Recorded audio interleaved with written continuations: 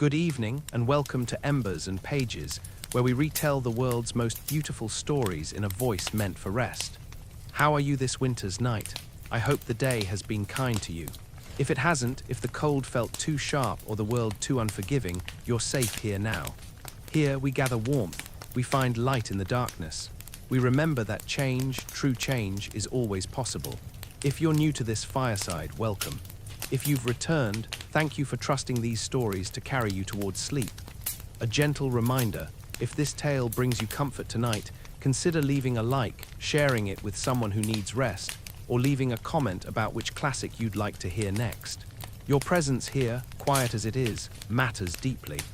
Tonight, we step into Victorian London on a cold Christmas Eve, into Charles Dickens' 1843 masterpiece about transformation and redemption. This is the story of Ebenezer Scrooge, a man who has locked his heart against joy, generosity, and love, and the three spirits who will show him that it is never, ever too late to change. This is a story about second chances, about the warmth that lives in human kindness, and about the truth that Christmas is not a day, but a way of seeing the world, with open hands and an open heart. Before we begin, let's prepare for rest. Dim the lights or let the darkness settle around you.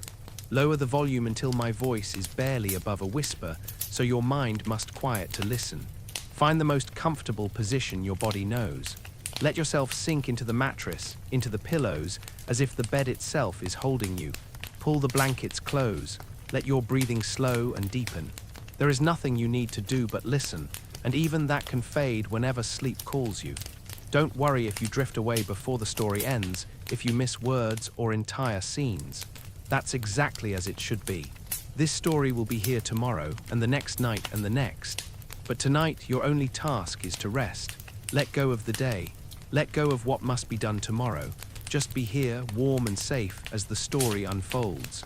Our tale begins on a bitter cold Christmas Eve in London, where the fog is thick and the frost bites sharp, and where a man named Ebenezer Scrooge sits alone in his counting house, surrounded by gold he will not spend and a life he will not share, not yet knowing that before this night is over, he will be visited by ghosts, confronted by his own past and future, and offered the most precious gift of all. The chance to become, at last, the man he was always meant to be. The gas lamps flicker in the frozen streets. The church bells prepare to ring. And somewhere, in the space between this world and the next, three spirits are waiting. Let us begin. It was Christmas Eve, and the cold bit deep into the bones of London.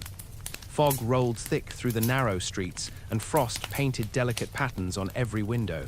Inside his counting house, Ebenezer Scrooge sat hunched over his ledgers, his thin fingers moving across the pages with the precision of a man who loved numbers more than people. The room was dark, lit only by a single candle, for Scrooge begrudged every penny spent on light or warmth. At a desk in the corner, Bob Cratchit, Scrooge's clerk, huddled over his own work, trying to warm his hands at the single coal in the tiny fire Scrooge allowed him. Bob's threadbare coat was pulled tight, but still the cold crept in. He did not complain. He never complained. He had a family to feed and work. Even work for a man like Scrooge was a blessing in these hard times. The door opened, bringing a gust of freezing air and a burst of cheerfulness that seemed entirely out of place in that grim office. It was Fred, Scrooge's nephew, his face bright and ruddy from the cold, his eyes shining with the joy of the season. "A Merry Christmas, Uncle," Fred called out, his voice warm and genuine. "God save you." Scrooge looked up from his ledgers, his face sour. "Bah," he said. "Humbug." Fred laughed, not discouraged in the least. He was used to his uncle's ways. "Christmas a humbug, Uncle? You don't mean that, I'm sure." "I do," Scrooge replied coldly. "Merry Christmas. What right have you to be merry? What reason have you to be merry?" "You're poor enough." Fred's smile didn't waver. "Come then, what right have you to be dismal? What reason have you to be morose? You're rich enough." Scrooge had no good answer for that, so he returned to his familiar refrain. "Bah." "Humbug," Fred tried again, his voice gentle and kind. "Don't be cross, Uncle. Come and dine with us tomorrow. My wife and I would be so happy to have you." But Scrooge would have none of it.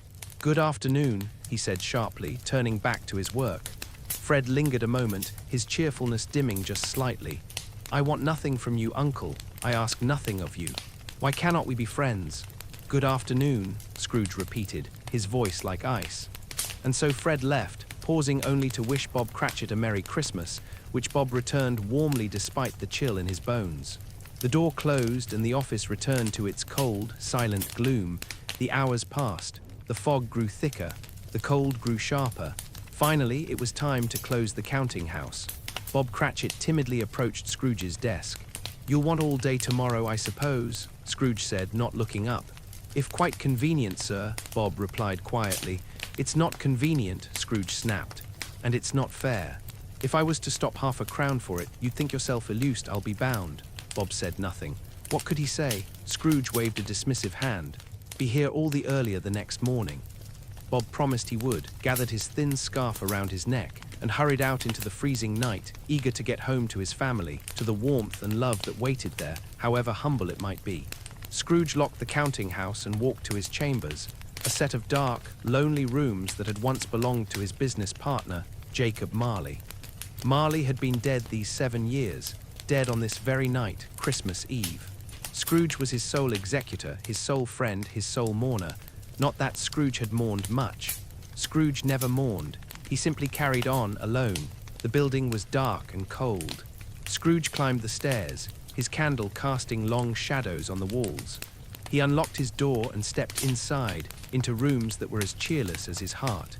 He prepared a small bowl of gruel, for he would not waste money on a proper meal, and sat down before the meager fire. And then something changed. The air grew colder, but not with the cold of winter. This was a different cold, a cold that came from somewhere else, somewhere beyond the world of the living.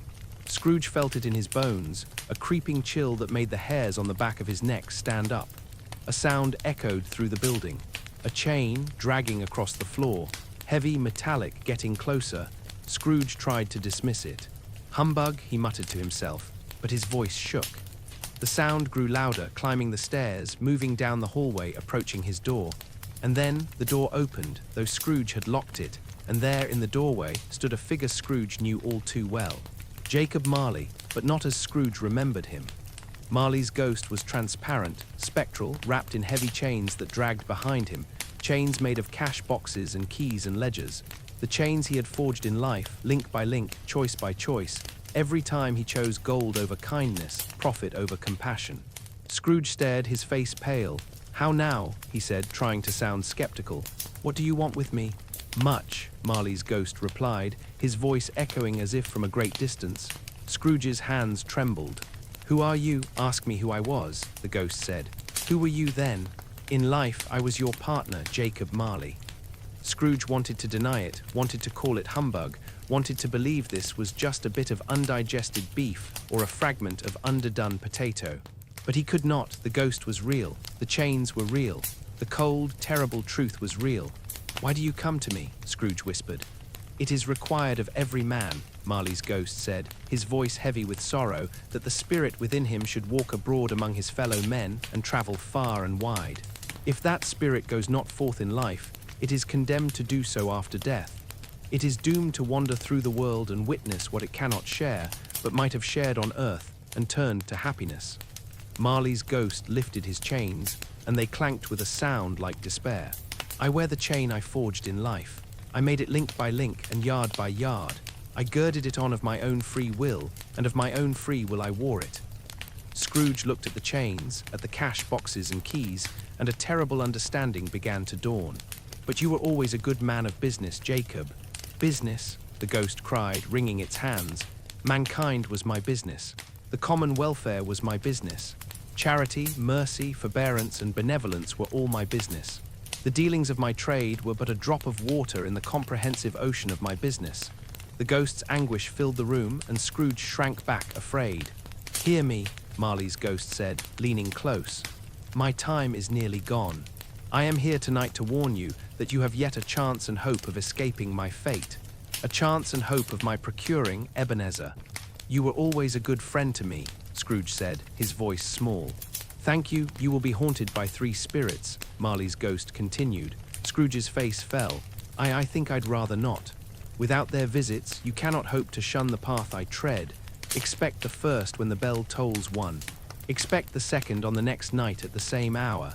Expect the third upon the next night when the last stroke of 12 has ceased to vibrate." Scrooge wanted to say something, wanted to protest, but the ghost was already moving toward the window. It opened, though Scrooge had not touched it, and the night air rushed in, filled with the sounds of other spirits, other ghosts, all moaning and wailing, all bound in chains, all wandering the earth in sorrow for the lives they had wasted. Marley's ghost floated out into the night, joining that terrible chorus, and then slowly the sounds faded, and the window closed, and Scrooge was alone again. He sat for a long time, staring at nothing, his mind racing. Finally, exhausted, he stumbled to his bed and fell into a troubled sleep, not knowing that before this night was over, his entire life would change, that he would be taken on a journey through time and memory, and that he would be offered the most precious gift a man can receive: the chance to become someone better, someone kinder, someone who understands that love and generosity are worth more than all the gold in the world. Outside, the fog pressed against the windows. The bells of London prepared to chime, and the first spirit made ready to appear. When the bell tolled one, Scrooge woke with a start. The room was dark, but not the comfortable darkness of night. This was something else, something strange and unsettling. He sat up in bed, his heart pounding, and looked around. And then he saw it. A figure standing beside his bed, neither young nor old, neither male nor female, its form shifting and changing like light through water. It wore a white tunic, and from its head there shone a bright, clear light like a candle flame, though sometimes the light dimmed and sometimes it blazed. In its hand it held a cap, as if to extinguish the light when needed. "Are you the spirit whose coming was foretold to me?" Scrooge asked, his voice trembling. "I am," the spirit replied, its voice gentle and kind, like a whisper of wind through summer grass. "Who and what are you?" Scrooge asked. "I am the ghost of Christmas past," the spirit said. "Your past?" Scrooge looked at the spirit, at the strange, shifting light, and felt something stir in his chest, something he had not felt in many, many years. Memory, longing, sorrow. "Rise and walk with me," the spirit said, extending its hand. Scrooge wanted to refuse, wanted to pull the blankets over his head and hide from whatever this spirit would show him, but he could not. Something in him needed to see, needed to remember. He took the spirit's hand, and the room dissolved around them. They were standing in the countryside, in a place Scrooge had not seen in decades but recognized instantly. Rolling fields, a winding road, a small town in the distance. It was winter, and snow lay thick on the ground, but the cold did not bite the way it did in London. This was a softer cold, a cleaner cold, the cold of his childhood. "Good heaven," Scrooge cried, his voice breaking. "I was bred in this place. I was a boy here." The spirit said nothing, only watched as Scrooge looked around, his eyes filling with tears he did not understand. They walked down the road, and Scrooge saw things he had forgotten, things he thought were lost forever. A bridge he used to cross, a church where he had sat on Sunday mornings, a pond where he had skated in winter. Every step brought back memories, and with the memories came feelings, sharp and sweet and painful all at once. "These are but shadows of the things that have been," the spirit said gently. "They have no consciousness of us." They came to a building, a school, and Scrooge's breath caught in his throat. He knew this place. He had spent so many years here, so many lonely years. The spirit led him inside, and there in a classroom sat a boy. A small boy, alone, reading by the dim light of a winter afternoon. The other children had gone home for Christmas, but this boy remained, forgotten, unwanted. It was Scrooge himself. Young Ebenezer, no more than 7 or 8 years old, his face pale and thin, his eyes sad but trying to be brave. "Poor boy," Scrooge whispered, and he wept. He wept for that lonely child, for the Christmases spent alone, for the father who did not want him, for the home that was not a home. The spirit watched him with compassion. "You recollect the way?" it asked softly. "Remember it," Scrooge cried. "I could walk it blindfold." They moved forward in time, and the scene changed. The boy was older now, still alone, still reading, still waiting. And then the door burst open, and a young girl ran in, her face bright with joy. "Brother," she cried, throwing her arms around him, "I have come to bring you home." It was Fan, Scrooge's little sister, the only person who had ever truly loved him when he was young. She was laughing, pulling him to his feet, telling him that father had changed, that he was kinder now, that Ebenezer could come home at last. that they would have Christmas together, that everything would be different. Young Ebenezer's face transformed. The sadness fell away, and he was just a boy again, a boy who was loved, a boy who was wanted. He hugged his sister tight, and they laughed together, and for a moment the world was full of light and warmth and hope. Scrooge watched, tears streaming down his face. "She was always so delicate," he said quietly. "She had a large heart." "So she had," the spirit agreed. "She died a woman," Scrooge said, his voice breaking, "and had, as I think, children." "One child," the spirit corrected gently. Scrooge nodded, understanding. "True, my nephew Fred." He thought of Fred, of the cheerful young man who had visited him that very afternoon, who had invited him to Christmas dinner, who had offered nothing but kindness and love. And Scrooge had turned him away. He had turned away his sister's son, the child of the only person who had ever loved him unconditionally. The regret was sharp, like a knife in his chest. The scene shifted again, and now they were in a different place, a warehouse bustling with activity. It was Christmas Eve, but not a sad Christmas Eve. This was a place of joy and celebration. Scrooge recognized it immediately. "Why, it's old Fezziwig," he cried. "Bless his heart, it's Fezziwig alive again." There he was, old Fezziwig, Scrooge's first employer, a man as round and jolly as a Christmas pudding, calling out orders to his apprentices, preparing for the Christmas party he threw every year. And there among the apprentices was young Ebenezer Scrooge, no longer a sad, lonely boy, but a young man, eager and hopeful, his face bright with anticipation. "Yo-ho, my boys," Fezziwig called. "No more work tonight. Christmas Eve, Dick. Christmas, Ebenezer. Let's have the shutters up before a man can say Jack Robinson." The apprentices rushed to obey, laughing and joking, and within minutes the warehouse was transformed. The desks were pushed aside, the floor was cleared, musicians arrived, and soon the room was filled with people, with music, with dancing and laughter and joy. Fezziwig danced with his wife, his face red and happy, and the apprentices danced with the maids, and everyone was welcome, everyone was included, everyone was loved. It cost Fezziwig very little, this party, just a few pounds for food and music, but the happiness it created was worth more than gold. Scrooge watched young Ebenezer dancing, laughing, his whole face alight with joy, and he felt something crack open inside him, something that had been frozen for so very long. "A small matter," the spirit observed, "to make these silly folks so full of gratitude." "Small," Scrooge echoed, suddenly defensive. He thought of Bob Cratchit, shivering in the counting house, grateful for a single day off. "It isn't that, spirit. Fezziwig has the power to render us happy or unhappy, to make our service light or burdensome, a pleasure or a toil. The happiness he gives is quite as great as if it cost a fortune." He stopped, hearing his own words, understanding what he had just said. The power to make others happy. The power he had and never used. The power he had wasted, choosing coldness over kindness, profit over compassion. The spirit looked at him with knowing eyes, and Scrooge looked away, ashamed. "What is the matter?" the spirit asked gently. "Nothing particular," Scrooge muttered. "Something, I think," the spirit pressed. Scrooge hesitated, then spoke, his voice barely above a whisper. "I should like to be able to say a word or two to my clerk just now, that's all." The spirit smiled, a sad, gentle smile, and the scene began to fade. The music grew distant, the laughter dimmed, and the light of Fezziwig's party dissolved into shadow. But Scrooge had seen it. He had remembered. He had felt for just a moment what it was like to be young and hopeful and full of joy. He had remembered that there was a time when he was not hard, not cold, not alone. There was a time when he was loved, and when he knew how to love in return.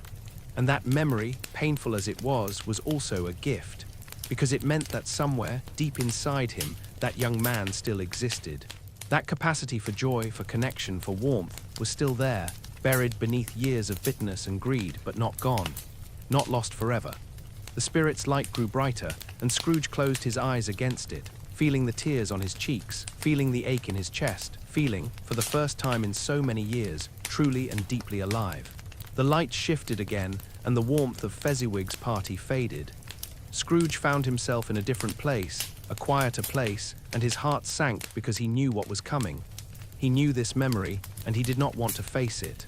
They were in a simple room, modestly furnished, and there, sitting across from a younger version of himself, was a woman. Belle. She was beautiful, but not in a showy way.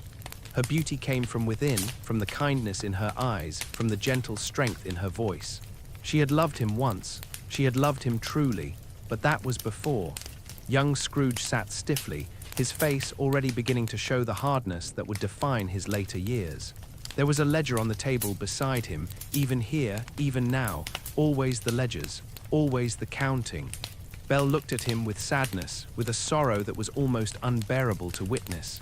"It matters little," she said softly. "To you very little. Another idol has displaced me."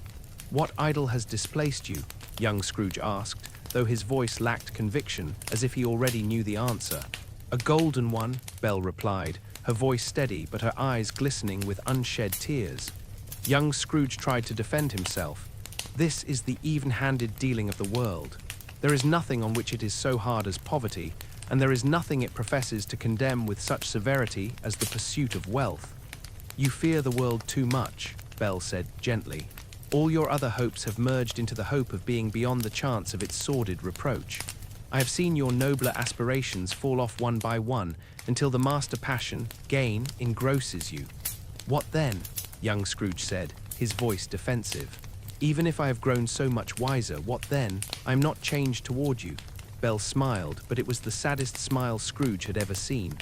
"Am I?" she asked quietly. Young Scrooge looked away, unable to meet her eyes. "Our contract is an old one," Belle continued. "It was made when we were both poor and content to be so, until in good season we could improve our worldly fortune by our patient industry. You are changed. When it was made, you were another man." "I was a boy," young Scrooge muttered. "Your own feeling tells you that you were not what you are," Belle said. "I am. That which promised happiness when we were one in heart is fraught with misery now that we are two. How often and how keenly I have thought of this I will not say. It is enough that I have thought of it and can release you." "Have I ever sought release?" young Scrooge asked, but his voice was hollow. "In words, no, never," Belle replied. "But in a changed nature, in an altered spirit, in everything that made my love of any worth or value in your sight. If this had never been between us, tell me, would you seek me out and try to win me now?" "Ah, no," young Scrooge wanted to protest, wanted to say that he would, that she was wrong, that he still loved her. But he could not, because she was right. If he met her now, poor as she was, kind as she was, he would not choose her. He would choose gold, he would choose safety, he would choose the cold comfort of wealth over the warm uncertainty of love. "You think not," Belle said, reading his silence. "I think not," young Scrooge admitted, and with those words he sealed his fate. "I would gladly think otherwise if I could," Belle said, her voice breaking just slightly. "Heaven knows. When I have learned a truth like this, I know how strong and irresistible it must be. But if you were free today, tomorrow, yesterday, can even I believe that you would choose a dowerless girl? You who, in your very confidence with her, weigh everything by gain.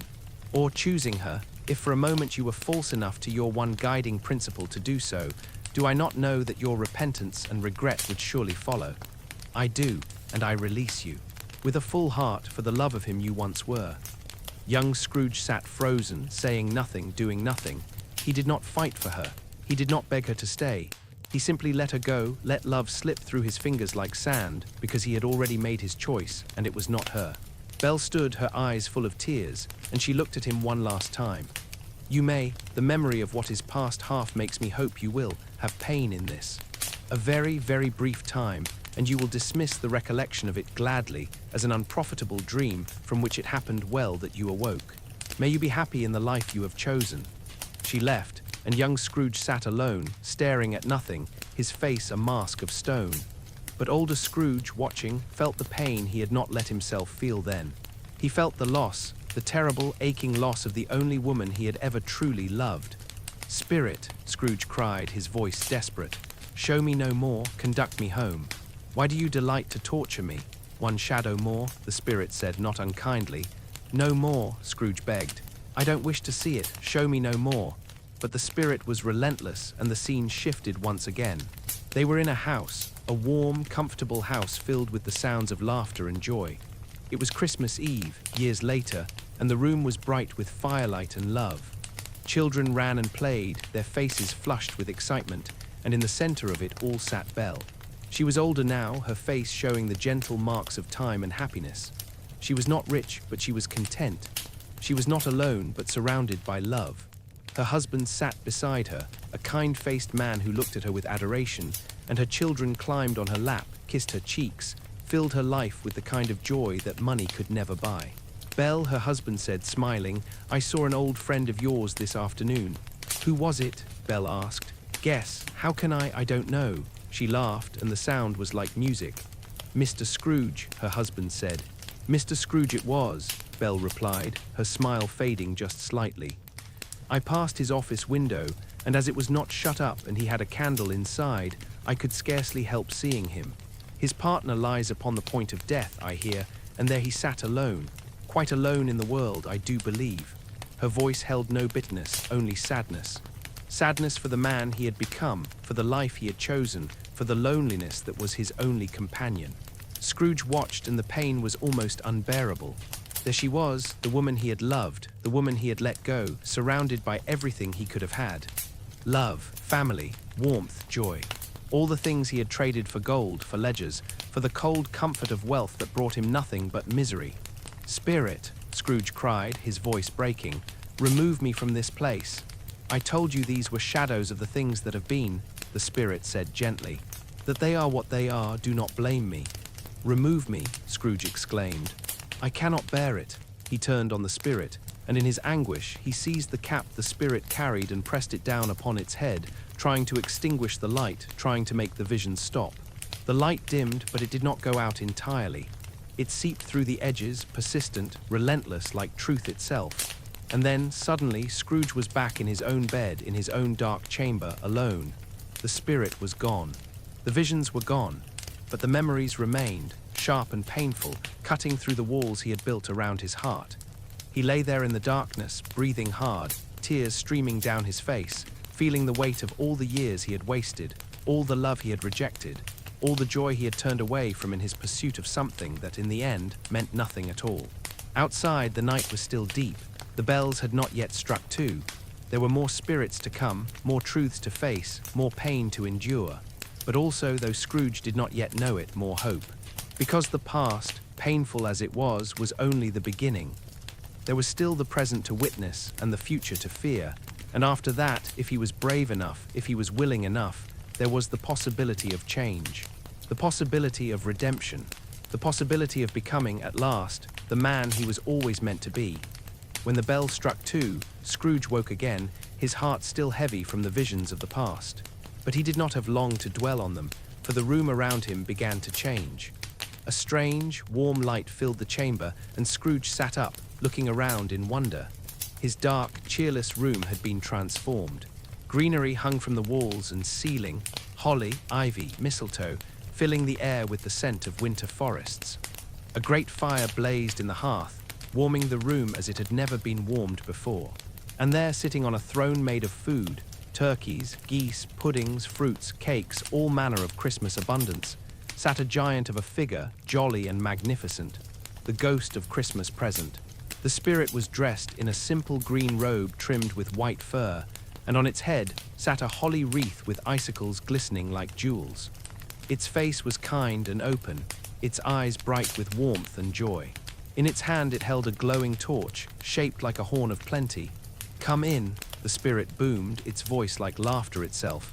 "Come in and know me better, man." Scrooge approached timidly. "I am the ghost of Christmas present," the spirit said. "Look upon me." Scrooge did, and he felt something stir in his chest, something he had not felt in the presence of the first spirit. Not fear, but something else. Curiosity. "Hope, perhaps. Spirit," Scrooge said quietly, "conduct me where you will. I went forth last night on compulsion, and I learned a lesson which is working now. Tonight, if you have aught to teach me, let me profit by it." The spirit smiled, a great, warm smile, and touched Scrooge's shoulder. "Touch my robe," it said. Scrooge did, and instantly the room vanished. They were outside in the streets of London on Christmas morning. The city was transformed. Snow fell gently, covering the grime and soot with a blanket of white. Church bells rang out, joyful and clear. People hurried through the streets, their faces bright, their arms full of packages and food, calling out greetings to one another. "Merry Christmas," they cried. "God bless you." "Merry Christmas." The spirit led Scrooge through the streets, and everywhere they went, the spirit's torch dripped a strange, sweet incense on the people's dinners, blessing them, making them better, filling them with the spirit of the season. They came to a small, humble house in a poor part of the city, and the spirit paused. "Here," it said. Scrooge looked at the house and felt his heart sink. He knew this place. This was where Bob Cratchit lived. They passed through the walls, as spirits do, and found themselves in a small, cramped room that served as kitchen, dining room, and living room all at once. It was shabby, the furniture worn, the walls thin, but it was clean and warm and filled with love. Mrs. Cratchit was setting the table, her dress old and patched but made cheerful with ribbons. Her children ran about, helping where they could, their faces bright with excitement. Belinda was mashing potatoes. Peter was tending the fire. The two youngest Cratchits were running to the door every few minutes, waiting for their father and Tiny Tim to return from church. And then the door opened, and in came Bob Cratchit, his threadbare coat wrapped tight against the cold, and on his shoulder his youngest son, Tiny Tim.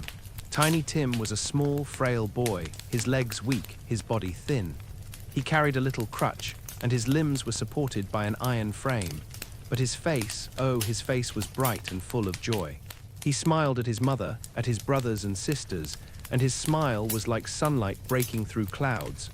"How did little Tim behave?" Mrs. Cratchit asked, kissing her husband's cheek. "As good as gold," Bob replied, his voice warm with pride. "And better. Somehow he gets thoughtful, sitting by himself so much, and thinks the strangest things you ever heard. He told me coming home that he hoped the people saw him in the church, because he was a cripple, and it might be pleasant to them to remember upon Christmas Day who made lame beggars walk and blind men see." Mrs. Cratchit's eyes filled with tears, but she smiled and turned back to the stove, where a small goose was roasting. It was not a large goose, not nearly large enough for a family of this size, but it was all they could afford, and they would make it enough. They would make it a feast. The children set the table with great ceremony, laying out the few plates and forks they had as if they were the finest china and silver. Peter mashed the potatoes with tremendous vigor. Belinda sweetened the applesauce. The two youngest Cratchits set chairs for everyone, including Tiny Tim, whose place was closest to the fire. And then, at last, the goose was ready. Mrs. Cratchit brought it to the table, and the family gasped in delight. It was small, yes, but it was golden and perfect, and it smelled like heaven. Bob carved the goose with great care, making sure everyone got a fair share, and they ate slowly, savoring every bite, making it last as long as they could. There was not enough to make anyone truly full, but there was enough to make everyone happy, and that, they knew, was what mattered. "This is the best goose I've ever tasted," Peter declared, and everyone agreed, even though they all knew it was the only goose they would have all year. After the goose came the pudding, and oh, what a pudding it was. Mrs. Cratchit had made it herself, and she brought it to the table with great pride, the pudding blazing with brandy, the holly stuck in the top. It was small like the goose, but it was beautiful, and when they tasted it, they declared it the greatest pudding ever made. "A Merry Christmas to us all, my dears," Bob said, raising his glass. God bless us every one," Tiny Tim echoed, his small voice clear and sweet. Scrooge watched and his heart ached. He saw the love in this family, the joy they found in each other despite their poverty, despite their struggles.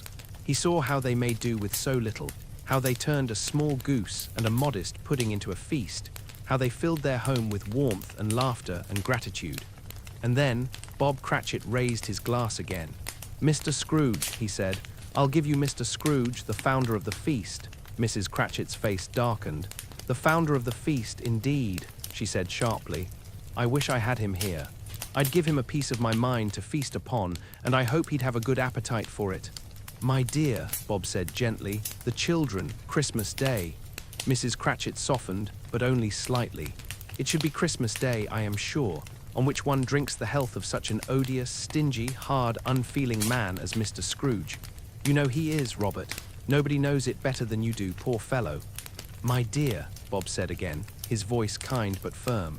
"Christmas Day," Mrs. Cratchit sighed and raised her glass. "Very well. I'll drink his health for your sake and the day's, not for his. Long life to him. A Merry Christmas and a Happy New Year. He'll be very merry and very happy, I have no doubt." The children drank the toast, but without enthusiasm, and the mention of Scrooge had cast a shadow over the gathering, a shadow that took several minutes to lift. But lift it did, because the Cratchits were not people who dwelt on bitterness. They had too much love, too much joy, too much to be grateful for. Scrooge watched Tiny Tim, the small boy sitting close to his father, his crutch leaning against the wall, his face bright despite his frailty. And Scrooge felt something break inside him, something hard and cold and long frozen. "Spirit," Scrooge said, his voice trembling, "tell me if Tiny Tim will live." The ghost of Christmas present looked at him, and for the first time its face was serious. "I see a vacant seat in the poor chimney corner, and a crutch without an owner carefully preserved. If these shadows remain unaltered by the future, the child will die." "No, no," Scrooge cried. "Oh no, kind spirit. Say he will be spared. If these shadows remain unaltered by the future, none other of my race will find him here," the spirit repeated. "What then? If he be like to die, he had better do it, and decrease the surplus population." Scrooge heard his own words thrown back at him, the cruel, thoughtless words he had spoken just the day before, and he was overcome with shame. He bowed his head, unable to speak, unable to bear the weight of his own cruelty. The spirit watched him with compassion.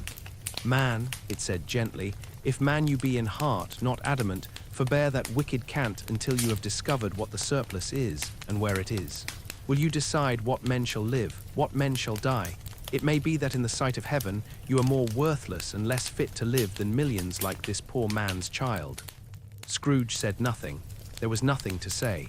He could only watch as the Cratchit family continued their celebration, as they sang songs and told stories, and held each other close, as they made Christmas out of almost nothing, out of love and hope, and the simple joy of being together.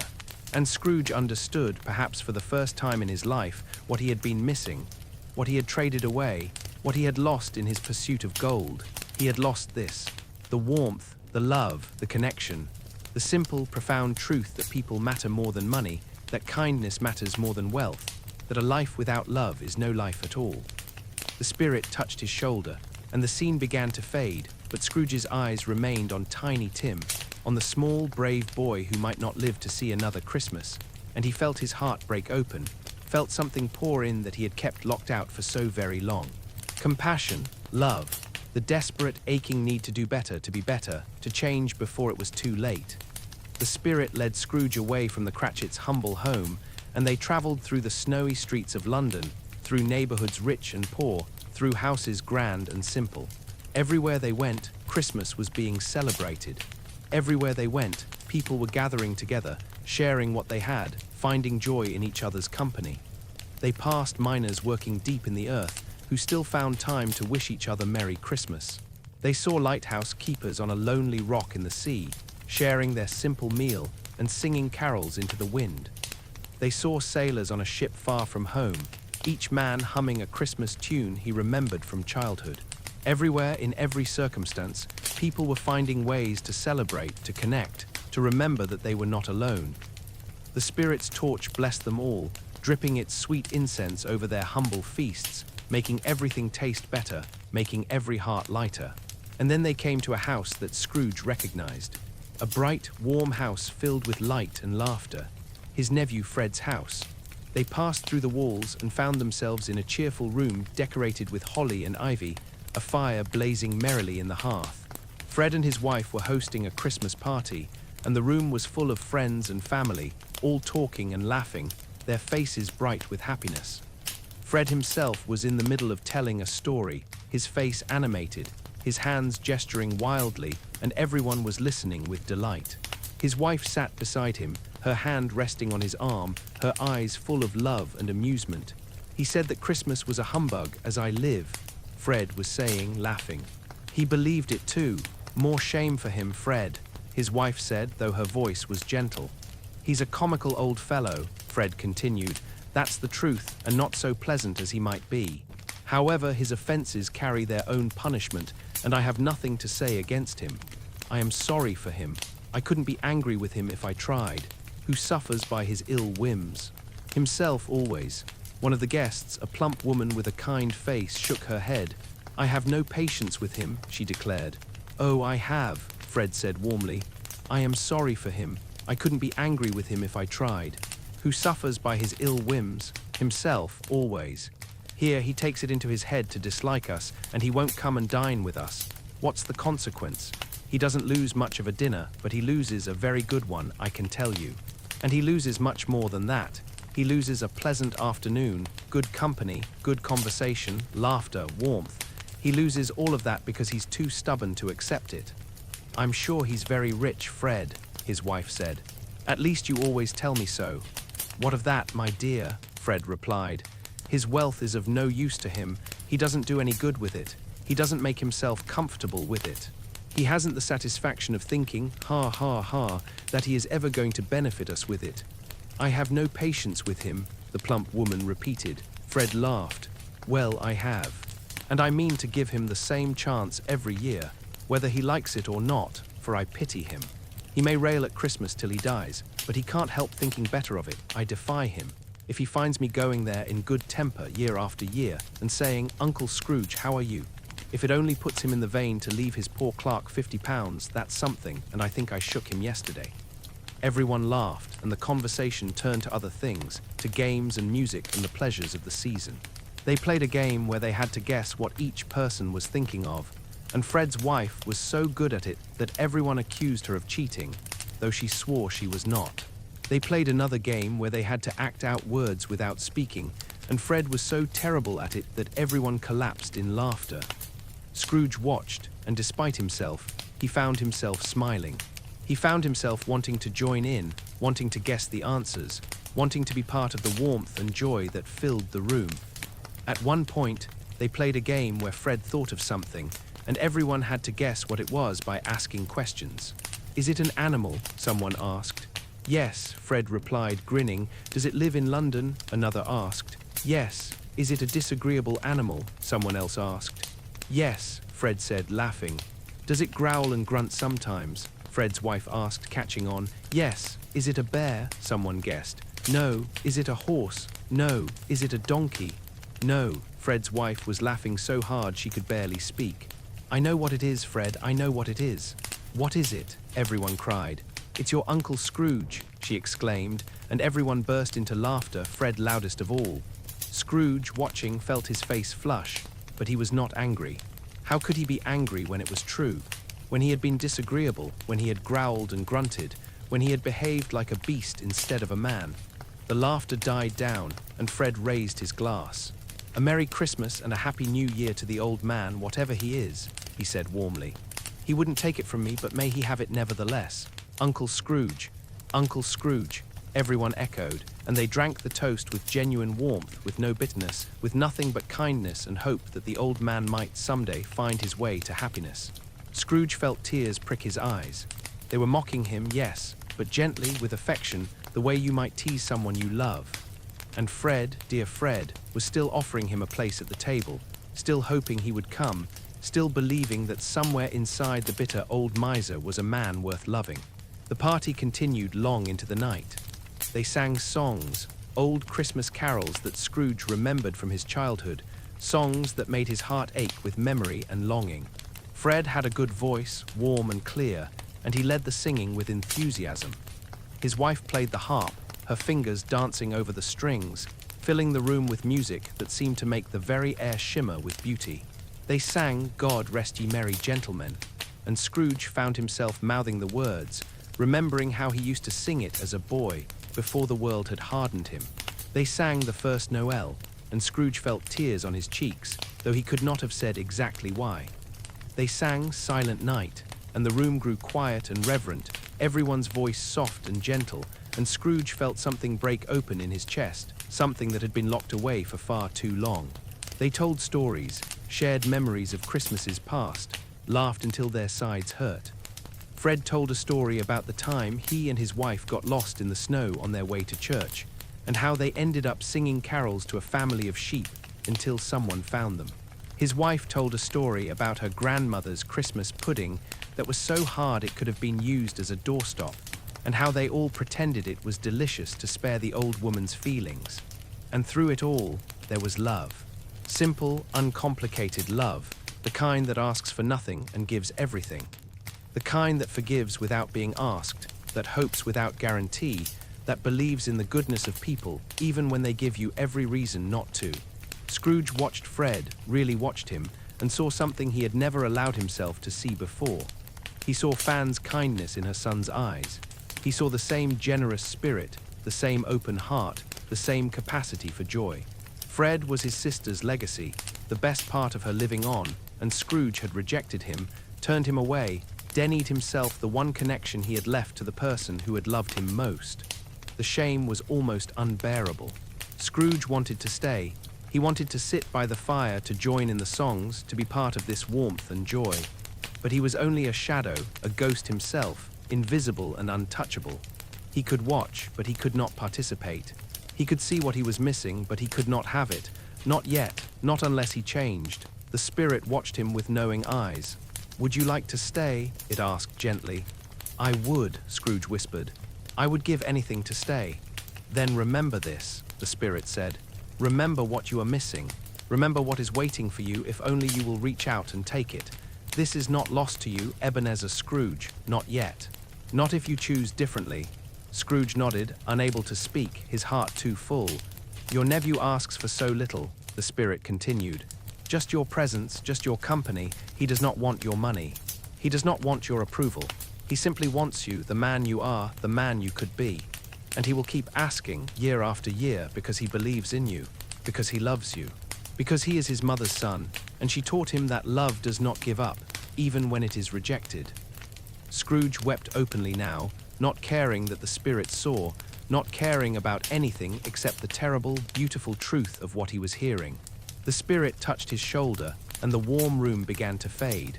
The laughter grew distant, the firelight dimmed, and Scrooge found himself once again in the cold London streets, the snow falling gently around them.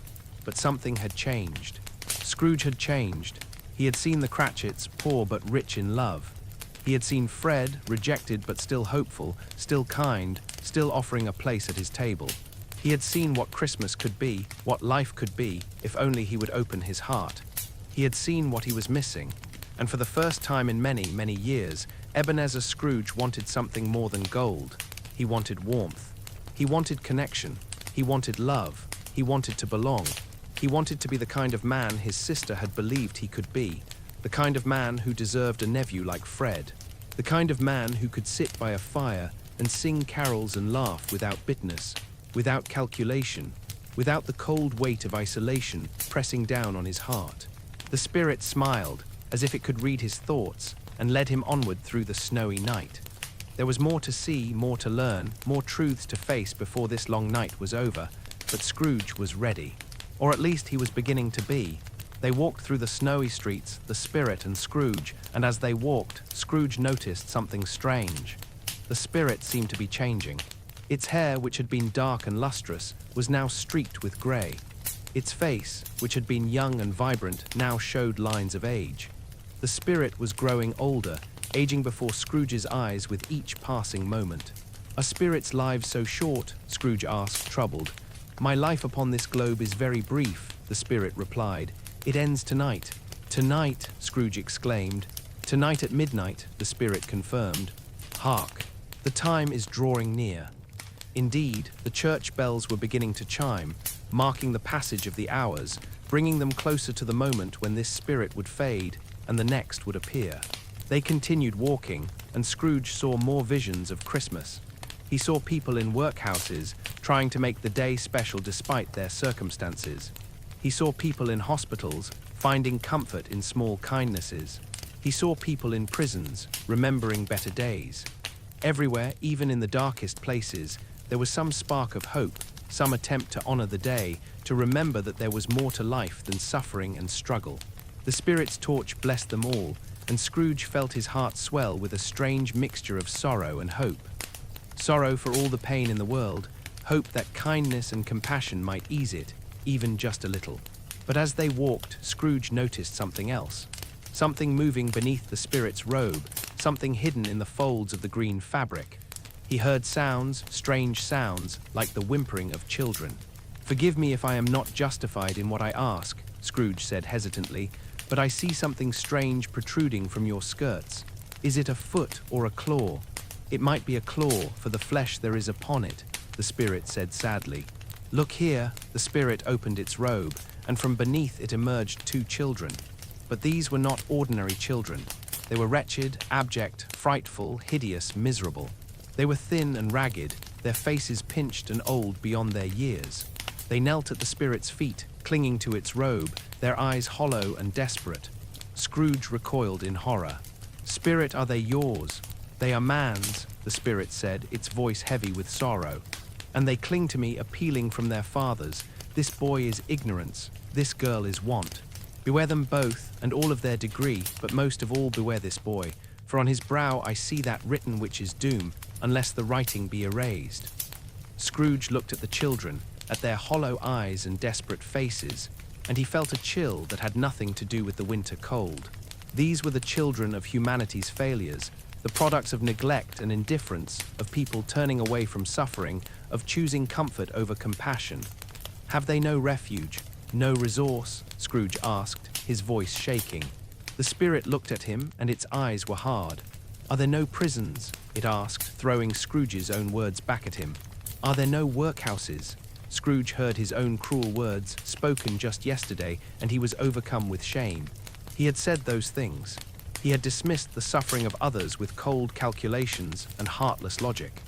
He had looked at poverty and pain and seen only numbers, only inconveniences, only things to be managed and minimized and ignored.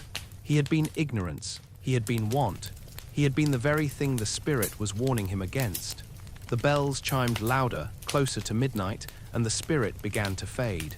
Its form grew transparent, its light dimmed, and the children disappeared back into the shadows from which they had come. Spirit, Scrooge cried, reaching out. Tell me what I must do. How can I change this? How can I help? But the spirit was already gone, dissolved into the night air. Its time ended, its message delivered. Scrooge stood alone in the dark street, the snow falling around him, the bells tolling midnight.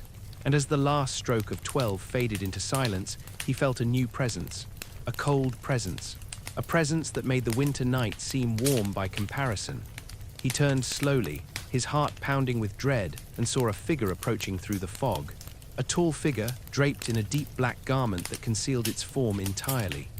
The figure moved silently, gliding rather than walking, and where it passed, the very air seemed to grow colder, darker, more oppressive. The ghost of Christmas yet to come. This spirit did not speak. It did not need to. Its very presence spoke volumes, whispered of endings and consequences, of futures that might be and fates that could be avoided, if only one had the courage to change. Scrooge trembled. He had been shaken by the ghost of Christmas past, moved by the ghost of Christmas present, but this spirit, this silent, ominous figure, filled him with a terror unlike anything he had ever known. I am in the presence of the ghost of Christmas yet to come, Scrooge asked, his voice barely above a whisper. The spirit did not answer. It only stood there, silent and still, its face hidden in the shadows of its hood. You are about to show me shadows of the things that have not happened, but will happen in the time before us, Scrooge asked. Is that so, spirit? Still the spirit said nothing. But it raised one hand, one long, skeletal hand, and pointed forward into the darkness. Scrooge understood. He was to follow, he was to see, and he was to learn the final, most terrible lesson of this long night. Ghost of the future, Scrooge said, his voice shaking, I fear you more than any spectre I have seen. But as I know your purpose is to do me good, and as I hope to live to be another man from what I was, I am prepared to bear you company and do it with a thankful heart. Will you not speak to me? The spirit gave no answer. It only pointed again, that long finger extending into the darkness, indicating the path Scrooge must take. Scrooge took a deep breath, gathered what courage he had left, and followed. The night grew darker, the cold grew deeper, and Scrooge walked into the future, into the shadows of what might be, into the terrible truth of what his life had become, and what it would lead to if he did not change. He thought of the children beneath the spirit's robe, ignorance and want, and he understood now what they represented. They were the future, the inevitable result of turning away from suffering, of choosing gold over compassion, of building walls instead of bridges. He thought of Tiny Tim, of the empty chair and the unused crutch, and his heart clenched with fear. Would he see that future now? Would he see the consequences of his own cruelty, his own indifference? He thought of Belle, of the life he could have had, and he wondered if it was too late. If he had wasted so many years that there was nothing left to salvage, no hope of redemption, no possibility of change. The spirit walked ahead of him, silent and inexorable, leading him toward truths he did not want to face, toward a future he did not want to see. But he followed, because he had to, because this was his last chance. Because if he turned away now, if he refused to see, then he would be lost forever, condemned to the same fate as Marley, to wander the earth in chains of his own making, mourning the life he had wasted, the love he had rejected, the joy he had turned away from. The bells had stopped ringing, the city was silent, and in that silence Scrooge walked toward his reckoning, toward the moment when he would see, at last, the full cost of the life he had chosen. The snow fell softly, covering everything in white, making the world look clean and new and innocent. But Scrooge knew better now. He knew that beneath the snow, beneath the surface, there was pain and suffering and need. He knew that turning away from it did not make it disappear. He knew that every choice mattered, every kindness counted, every moment of compassion or cruelty rippled out into the world, shaping the future in ways he had never imagined. And he knew, with a certainty that chilled him to his very soul, that the future he was about to see would be the future he deserved, the future his choices had created, unless he found the strength, the courage, the will to change. The spirit led Scrooge through the dark streets, and the city around them seemed to change. The buildings looked the same, but there was something different about them, something cold and final. This was not the past, not the present, but the future, a future that might be, a future that would be if nothing changed. They came to a place Scrooge knew well, the heart of the city, where merchants and businessmen gathered to make their deals and count their profits. 3 men stood together, talking, their voices casual and unconcerned. "No," one of them was saying, "I don't know much about it either way, I only know he's dead." "When did he die?" another asked. "Last night, I believe." "Why, what was the matter with him?" the third inquired. "I thought he'd never die." "God knows," the first man said with a shrug. "What has he done with his money?" another asked. "I haven't heard," the first man replied. "Left it to his company, perhaps. He hasn't left it to me, that's all I know." They all laughed at this, a cold, mirthless laugh. "It's likely to be a very cheap funeral," one of them said, "for upon my life I don't know of anybody to go to it. Suppose we make up a party and volunteer." "I don't mind going if a lunch is provided," another said, "but I must be fed if I make one." They laughed again and moved on to other topics, other business, already forgetting the dead man, already moving on with their lives as if he had never existed. Scrooge watched, a cold dread growing in his chest. "Spirit," he said, "I sense that this man's death is connected to some purpose you have for me. Tell me, who was this man?" But the spirit said nothing. It only pointed forward, indicating that they should continue. They moved to a different part of the city, a darker part, where the streets were narrow and the buildings leaned together as if whispering secrets. They came to a shop, a dingy, cluttered place that bought and sold second-hand goods, the cast-offs and remnants of other people's lives. Inside, a woman was haggling with the shopkeeper, laying out items on the counter.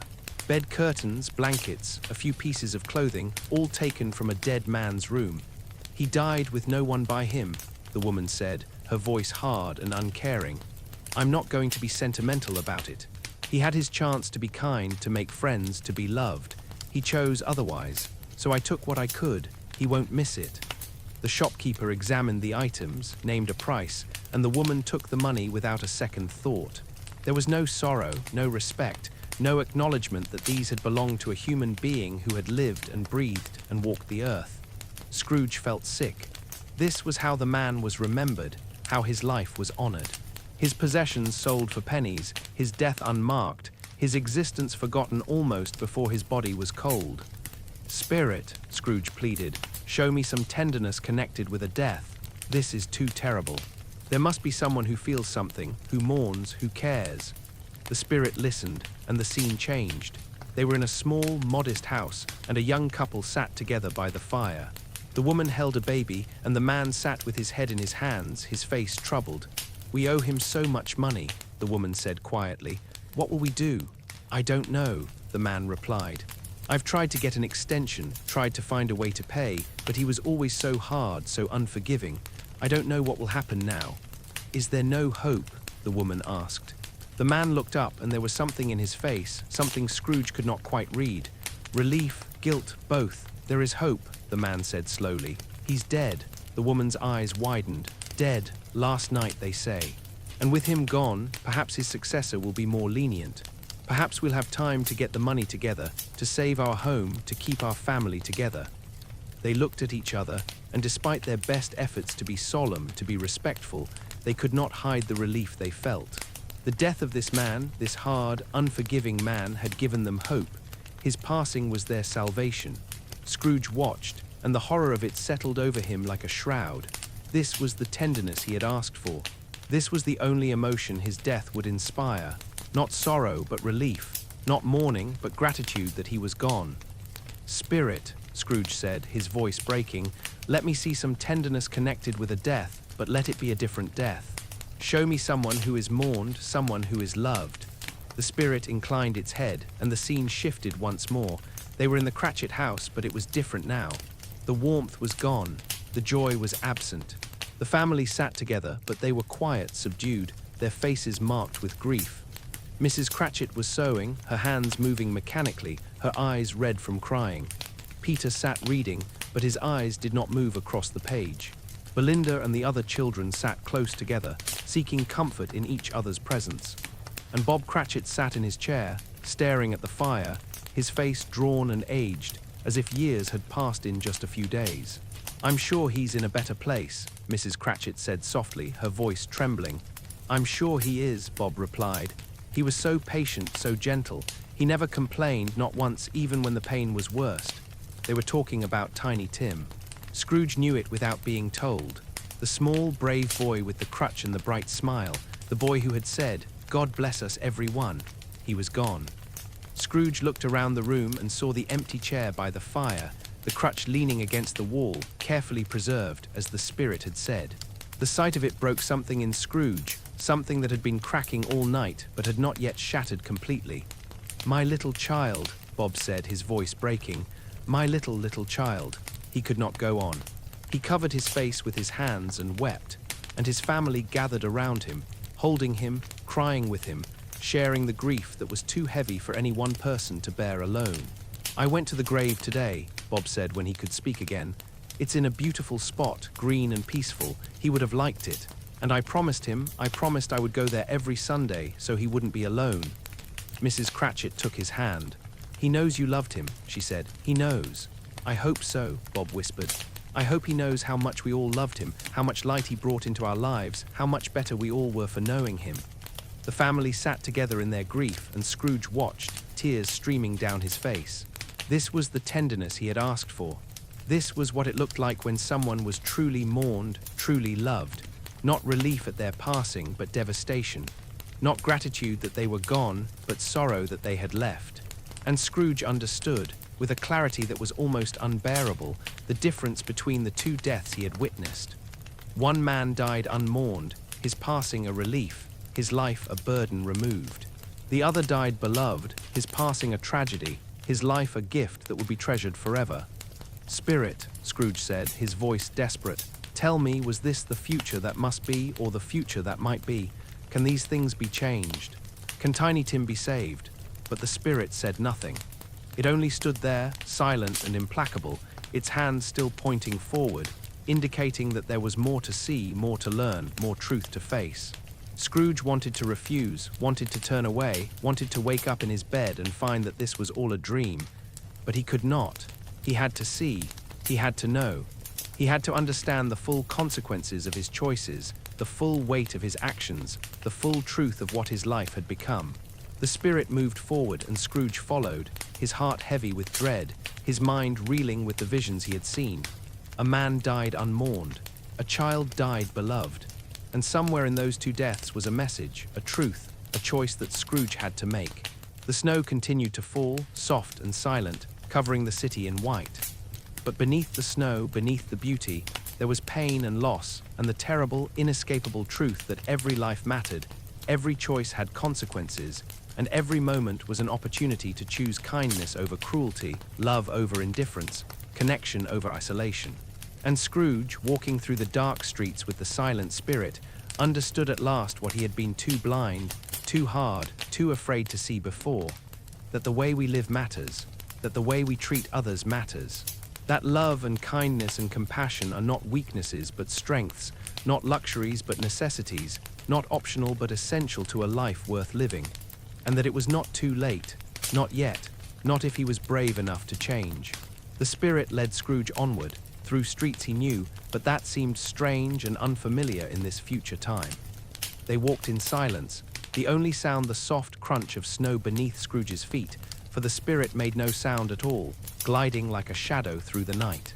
Scrooge's mind was reeling. He had seen the unmourned death, the man whose passing brought only relief. He had seen Tiny Tim's empty chair, the grief of the Cratchit family, and he knew, with a dread that grew heavier with each step, that the spirit was leading him towards something even more terrible. They came to a churchyard, old and neglected, the headstones leaning at odd angles, the paths overgrown with weeds. It was a place of endings, of forgotten names and forgotten lives, of people who had passed from the world leaving barely a trace behind. The spirit stopped before a grave, a simple grave with a plain headstone, and pointed down at it. Scrooge approached slowly, his heart pounding, his hands trembling. He did not want to look. He knew what he would see, knew what the spirit was showing him, but he could not bring himself to face it. "Before I draw nearer to that stone to which you point," Scrooge said, his voice shaking, "answer me one question. Are these the shadows of the things that will be, or are they shadows of things that may be only?" The spirit stood silent and still, its finger still pointing at the grave. "Men's courses will foreshadow certain ends, to which, if persevered in, they must lead," Scrooge said desperately. "But if the courses be departed from, the ends will change. Say it is thus with what you show me." Still the spirit said nothing. It only pointed, relentless and implacable. Scrooge crept forward, his legs weak, his breath coming in short gasps. He looked down at the headstone, at the name carved there, and the world seemed to stop. Ebenezer Scrooge, his own name, his own grave. This was his future, the end that awaited him if he did not change. A lonely grave in a neglected churchyard, his death unmarked, unmourned, a relief to those who had known him. "No, spirit, oh no, no," Scrooge cried, falling to his knees. "Spirit, hear me, I am not the man I was. I will not be the man I must have been but for this intercourse. Why show me this, if I am past all hope?" The spirit's hand trembled, or perhaps it was just the wind moving the dark fabric of its robe, but it said nothing. Scrooge clutched at the spirit's robe, desperate, terrified, broken. "Good spirit, your nature intercedes for me and pities me. Assure me that I yet may change these shadows you have shown me by an altered life." The spirit's hand seemed to shake, seemed to waver, but still it pointed at the grave, at the name, at the future that would be if nothing changed. "I will honor Christmas in my heart and try to keep it all the year," Scrooge pleaded, tears streaming down his face. "I will live in the past, the present, and the future.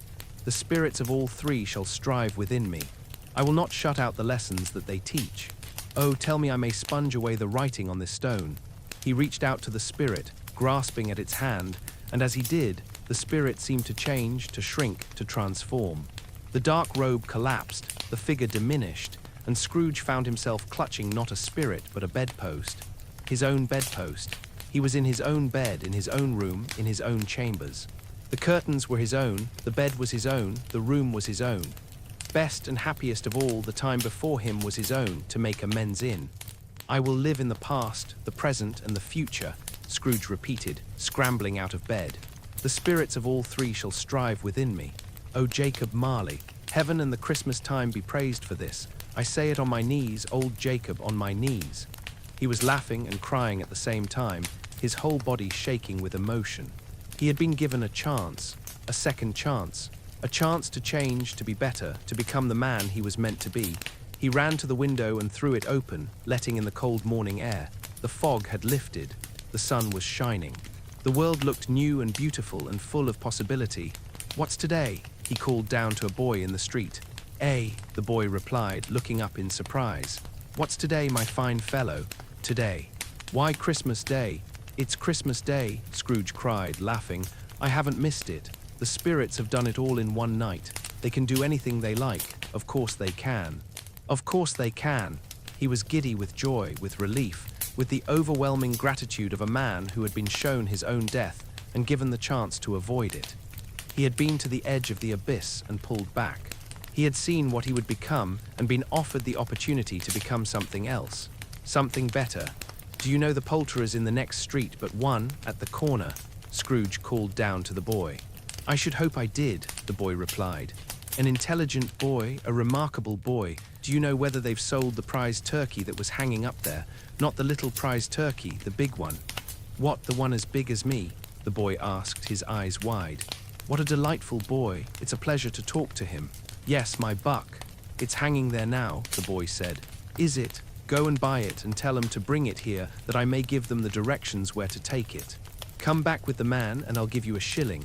Come back with him in less than 5 minutes and I'll give you half a crown."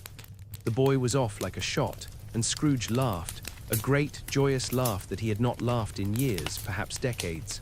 He felt light, as if a great weight had been lifted from his shoulders. He felt young, as if the years of bitterness and hardness had fallen away, leaving behind the boy he had once been, the man he could still become. He dressed quickly, putting on his best clothes, humming a Christmas carol as he did. He looked at himself in the mirror and barely recognized the face that looked back. It was his face, but different, softer, kinder, alive. There was a knock at the door, and the boy returned with the poulterer, who carried the enormous turkey with great effort. "Why, it's impossible to carry that to Camden Town," Scrooge said, delighted. "You must have a cab." He paid for the turkey, paid for the cab, gave the boy his half-crown and another shilling besides, just for the joy of it.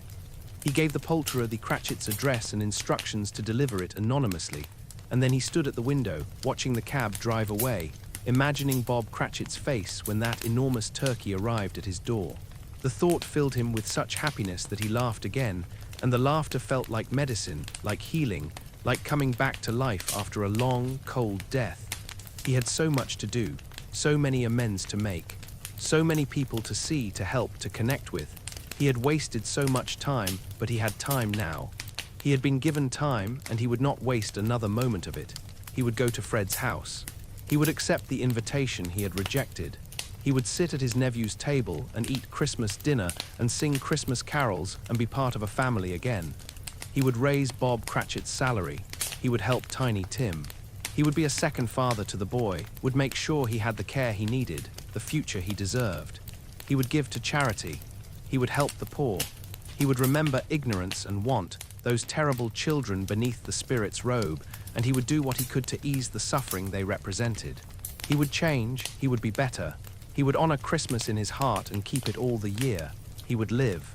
Scrooge stood at his window, looking out at the city, and it was as if he was seeing it for the first time. The same streets he had walked for decades, the same buildings, the same people, but everything looked different. Brighter, more beautiful, more alive. Or perhaps it was not the city that had changed. Perhaps it was him. He could hear church bells ringing, calling people to Christmas service. He could hear children laughing in the streets, their voices bright with excitement.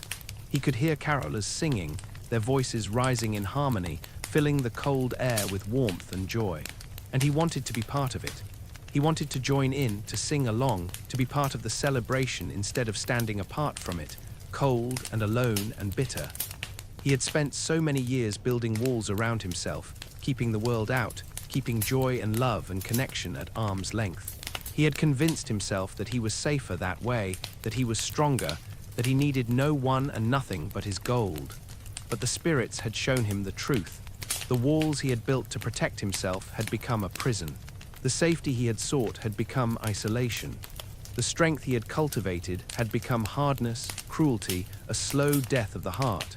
And he did not want to die that way. He did not want to end up in that lonely grave, unmourned and unmissed, his life a burden removed rather than a gift remembered. He wanted to live, truly live.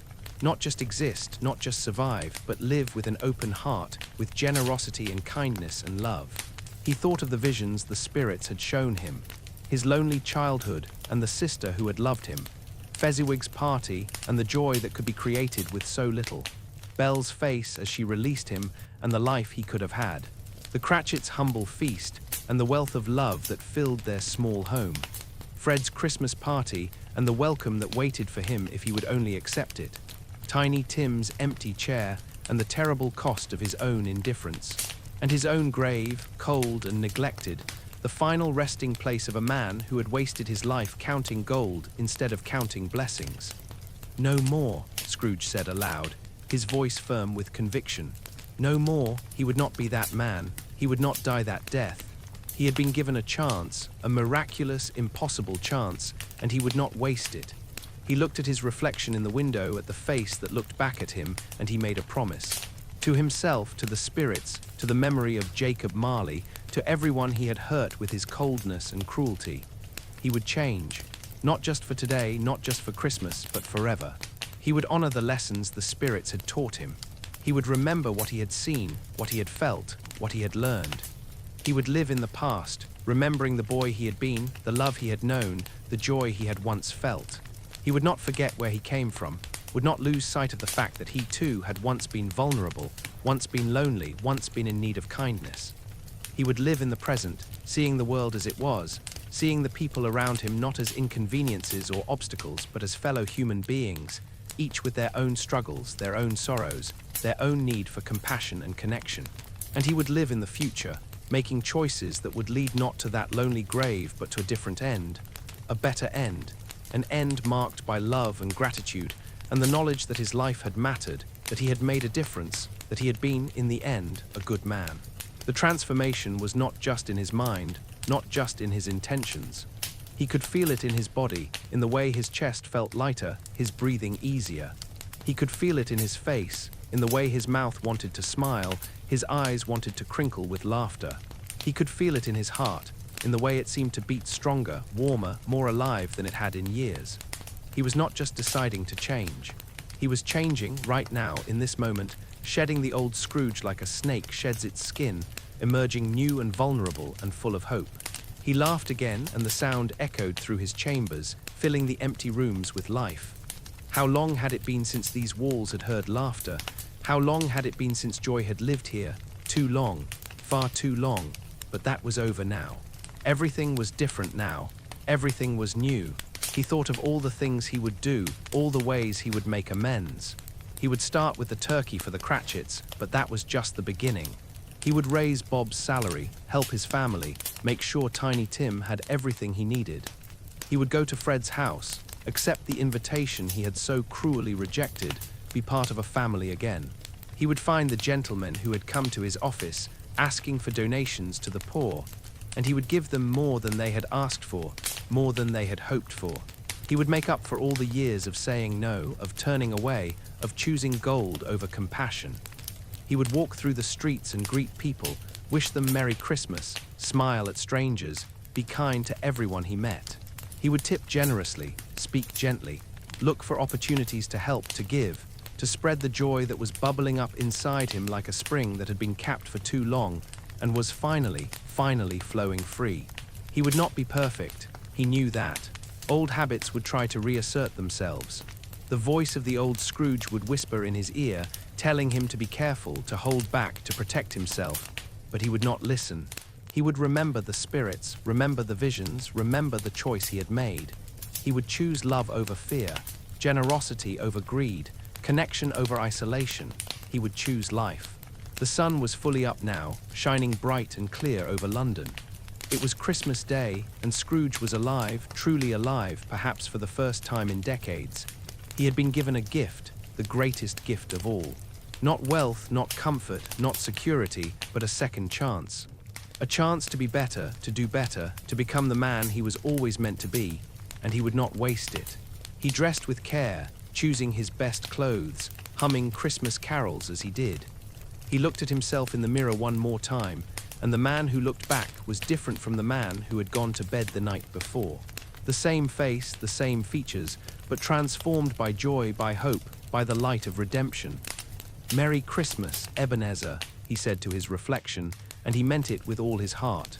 He stepped out into the street, into the bright Christmas morning, into a world that was waiting for him, ready to welcome him if he would only let it. And he was ready. Oh, he was ready. The transformation was complete. Ebenezer Scrooge, the miser, the bitter old man, the person who had shut his heart against the world, was gone. In his place stood a new man, a man who understood that it was never too late to change, never too late to choose differently, never too late to open your heart and let love in. A man who knew that Christmas was not just a day but a way of living, a way of seeing, a way of being in the world. A man who had been to the edge of darkness and chosen to walk toward the light. Ebenezer Scrooge walked down the street, his heart full, his step light, his face bright with joy, ready to begin his new life, ready to honor the promise he had made, ready to keep Christmas in his heart all the year long. And the city, waking to Christmas morning, had no idea that a miracle had just occurred, that a man had been transformed, that the world had just become a little bit brighter, a little bit kinder, a little bit more full of love. But they would find out soon enough. The streets of London on Christmas morning were alive with activity. People hurried to church, their best clothes bright against the white snow. Children ran and played, throwing snowballs, building snowmen, their laughter ringing through the crisp air. Shopkeepers stood in their doorways, calling out greetings to passers-by. The whole city seemed to be smiling, and Scrooge smiled back. He walked down the street, and everything delighted him. The snow crunching under his feet, the cold air on his face, the smell of roasting meat and baking bread wafting from windows, the sound of church bells and carolers and happy voices calling out "Merry Christmas, Merry Christmas," he called back to everyone he passed, to strangers and acquaintances alike. "Merry Christmas to you." People looked at him in surprise. Some looked confused, as if they could not quite believe what they were seeing. Ebenezer Scrooge, the miser, the man who hated Christmas, walking down the street with a smile on his face, wishing everyone a Merry Christmas. But Scrooge did not care what they thought. He was too happy to care, too full of joy to worry about what anyone might say. He saw a man he recognized, one of the gentlemen who had come to his office the day before asking for donations to help the poor. The man saw Scrooge and his face fell, as if he expected another rejection, another cold dismissal.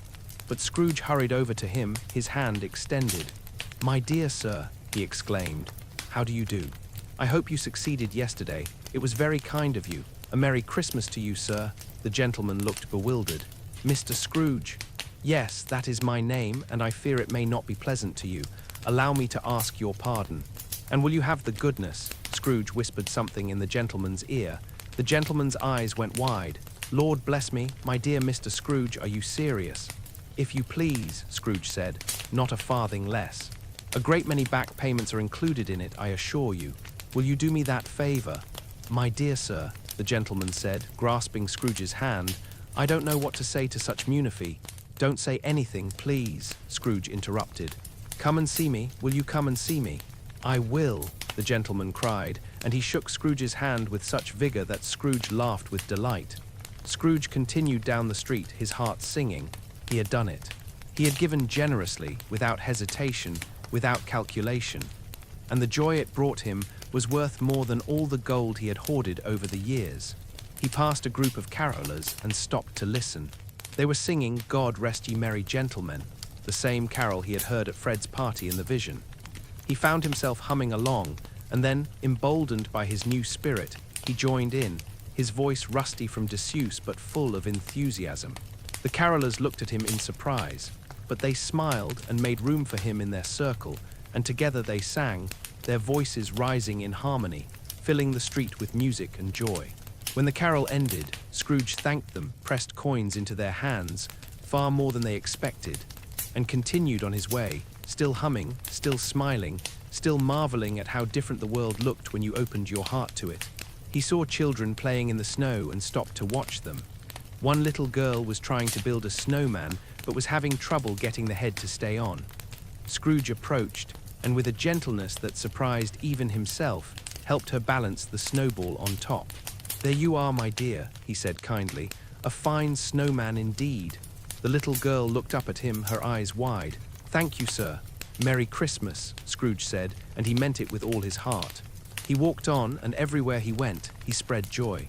He helped an old woman carry her packages. He gave coins to a beggar on the street corner. He complimented a shopkeeper on his window display. He stopped to pet a dog that wagged its tail at him. Every small act of kindness felt like a gift, not to the recipient, but to himself. Every smile he gave came back to him multiplied. Every Merry Christmas he spoke warmed his heart a little more. He thought of the spirits, of the lessons they had taught him. This was what they had wanted him to understand. That kindness was not a burden but a joy. That generosity did not diminish you but enriched you. That opening your heart to others did not make you vulnerable but made you strong. He thought of the ghost of Christmas present, with its torch that blessed everyone it touched, making their food taste better, their hearts lighter. And he understood now that he could be that torch. He could be the one who brought light and warmth and joy to others. He could be the blessing instead of the curse. The thought filled him with such happiness that he had to stop walking for a moment, had to lean against a lamppost and just breathe, just feel, just let the overwhelming gratitude wash over him.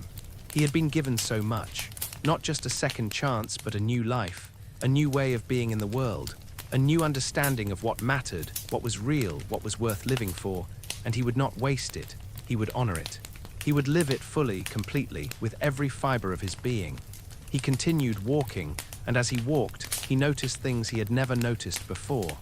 The way the sunlight sparkled on the snow, the way the smoke from chimneys curled up into the blue sky, the way people's faces lit up when they smiled, the way the whole city seemed to be connected, woven together by invisible threads of kindness and community and shared humanity. He had lived in this city his whole life, but he had never really seen it before. He had walked these streets for decades, but he had never really been part of them. He had been a ghost, a shadow, moving through the world but not touching it, not being touched by it. But now he was alive. Now he was present. Now he was part of the great, messy, beautiful tapestry of human life. He thought of Bob Cratchit, and he wondered if the turkey had arrived yet. He imagined the family's surprise, their delight, their gratitude. He imagined Tiny Tim's face lighting up, imagined Mrs. Cratchit trying to figure out who could have sent such a magnificent gift. The thought made him smile so wide his face hurt. He thought of Fred, and his heart swelled with anticipation. Soon he would knock on his nephew's door. Soon he would accept the invitation he had rejected. Soon he would be part of a family again, part of the warmth and love and laughter he had seen in the vision. But first, he wanted to walk a little longer. He wanted to savor this feeling, this newness, this sense of possibility. He wanted to drink in the beauty of the day, the joy of the season, the miracle of his transformation. He walked past his counting house and barely recognized it. It looked so small, so dark, so cold. Had he really spent so many years in that gloomy place, hunched over his ledgers, counting his gold, shutting out the world? It seemed impossible now. It seemed like a different life, a different person, a different world. And in a way it was. The old Scrooge was gone. The new Scrooge had taken his place. And the new Scrooge would never go back to that dark, cold, lonely existence.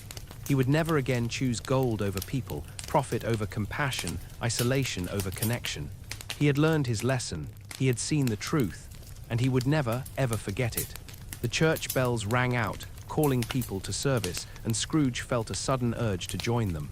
He had not been to church in years, had not prayed, had not sought comfort or guidance or community in anything beyond his own cold calculations.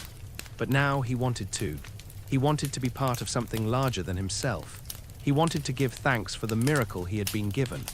He wanted to sit among his fellow human beings and celebrate the day, the season, the gift of life itself. He turned toward the nearest church, his steps quick and eager, his heart full of gratitude and hope and joy. Christmas morning in London, the snow falling gently, the bells ringing, the people smiling. And Ebenezer Scrooge, transformed, redeemed, alive, walking through it all with wonder and delight, ready to embrace the life he had been given, ready to become the man he was meant to be. It was the best Christmas morning he had ever known. And it was only the beginning. After church, Scrooge walked through the snowy streets toward Fred's house. His heart was pounding, not with fear exactly, but with nervousness, with anticipation, with the vulnerability of someone who is about to do something brave. He had rejected Fred so many times. He had been cruel, dismissive, cold. What if Fred had finally given up? What if the invitation was no longer open? What if Scrooge had waited too long, pushed too hard, and the door that had always been open was now closed? But he had to try, he had to take the risk. He had to be brave enough to reach out, to ask for forgiveness, to accept the love that had been offered so freely for so long. He stood outside Fred's house, looking up at the windows glowing with warm light. He could hear laughter inside, voices raised in conversation and joy. The Christmas party was in full swing, just as he had seen in the vision. For a moment, he almost turned away. The old Scrooge, the fearful Scrooge, whispered in his ear that he did not belong here, that he would be rejected, that he should go back to his cold, safe chambers and forget this foolishness. But the new Scrooge, the transformed Scrooge, took a deep breath and knocked on the door. It opened almost immediately, and there stood Fred, his face bright and cheerful, ready to welcome whoever had arrived. When he saw who it was, his mouth fell open in shock. "Uncle Scrooge," he exclaimed. "Fred," Scrooge said, his voice trembling slightly. I've come to accept your invitation, if it's not too late. If I'm still welcome." For a moment, Fred just stared, as if he could not quite believe what he was seeing. And then, his face broke into the widest, warmest smile Scrooge had ever seen. "Too late." "Still welcome," Fred cried, and he pulled Scrooge into a tight embrace. "Uncle, you are always welcome. Always, come in, come in." He pulled Scrooge inside, into the warmth and light and laughter, and called out to the assembled guests. "Everyone, my Uncle Scrooge has come. Uncle Scrooge is here." The room fell silent for a moment, everyone turning to look at this unexpected guest. Scrooge felt his face flush, felt the weight of their stares, felt the old instinct to retreat, to protect himself, to run away. But Fred kept his arm around Scrooge's shoulders, kept smiling, kept radiating such genuine joy and welcome that Scrooge could not help but feel it too. "Welcome, Uncle," Fred's wife said, coming forward with a warm smile. "We are so happy you could join us." "Thank you," Scrooge said, his voice thick with emotion. "Thank you for having me." And just like that, he was part of it, part of the warmth, part of the celebration, part of the family.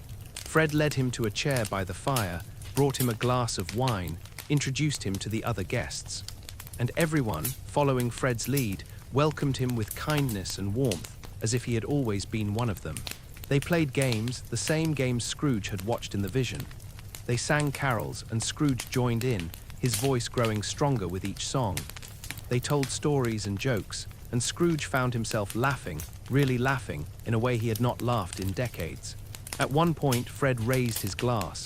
"A toast," he said, his eyes shining, "to Uncle Scrooge, who has made this the best Christmas I've ever known by simply being here."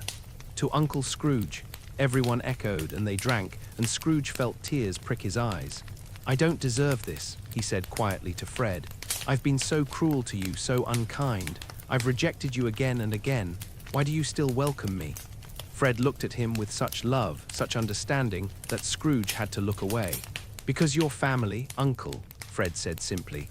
"Because my mother loved you, and she taught me that love doesn't give up. Because I've always believed that somewhere inside the man who pushed everyone away was the man who was afraid of being hurt. And I wanted you to know that you didn't have to be afraid. Not with me, not with us." Scrooge could not speak. He could only nod, could only let the tears fall, could only accept the grace that was being offered to him so freely. "I'm sorry," he finally managed to say. "I'm so sorry, Fred, for everything." "I know," Fred said gently, "and you're forgiven. You've always been forgiven, Uncle. You just had to forgive yourself."